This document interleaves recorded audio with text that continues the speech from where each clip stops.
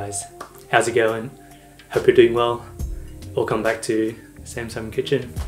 I got something really exciting, I think is really exciting, which is chili oil. Let's be honest here, who doesn't love a good chili oil? The heat, the spice, and the full-on aromatics, it just goes so well with anything.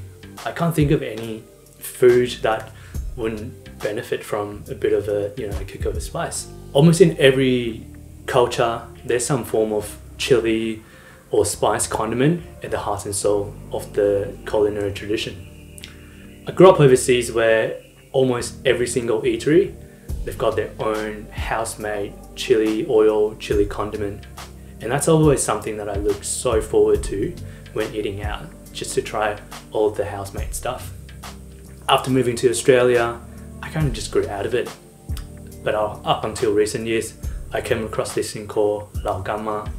For those who don't know, it's a very popular Chinese chili condiment. Here in Australia, we can get it from almost every single supermarket. It's so delicious that I can put it on anything that goes in my mouth. And I just said that. Anyway, it's about $3 to $4 a jar at our local supermarkets. And which just got me thinking, how much would it actually cost if I make it at home? Hence today's video, I'll be making chili oil. Let's get cooking. So I have kept the recipe rather simple, just with a few key ingredients that I constantly hold in my cupboard. So we start with 15 grams of the good stuff, aka salt, 5 grams of MSG, 2 grams of sour anise, 70 grams of chili flakes, and 2 grams of Sichuan peppercorn. One thing that I didn't include in the shot is 200 grams of neutral tasting oil. For this instance, I'm using sunflower oil. As always, I will put the exact measurement on the top left corner so you can take a screenshot or whatever to follow along. To start out, I'm using a 210ml jar and I fill it with chili flakes to about halfway. In my case, it's 70 grams of chili flakes. Put the chili flakes aside in a bowl and use the same jar for measuring oil. We want about 80% capacity of the jar's equivalents of oil, 200 grams in my case. Once measured out, just leave the oil in there, we'll come grab it shortly.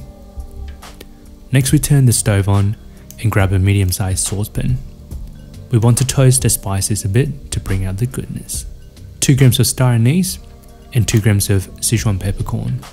You definitely want to keep an eye on them as they are low in moisture content and can easily be burned.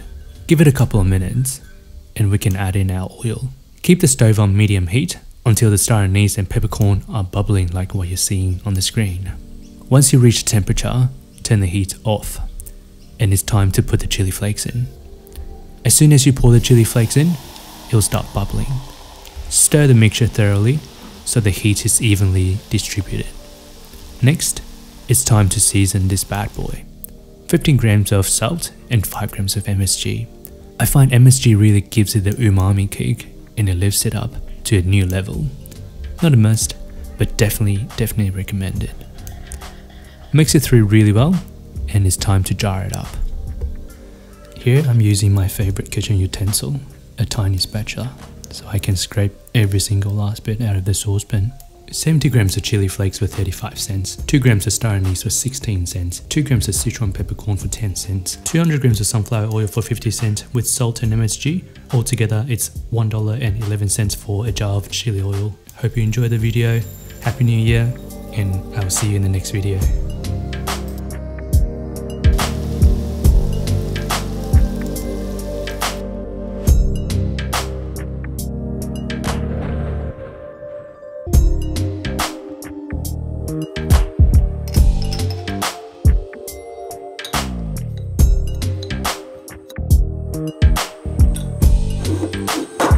I don't know about you, I can eat this all day long.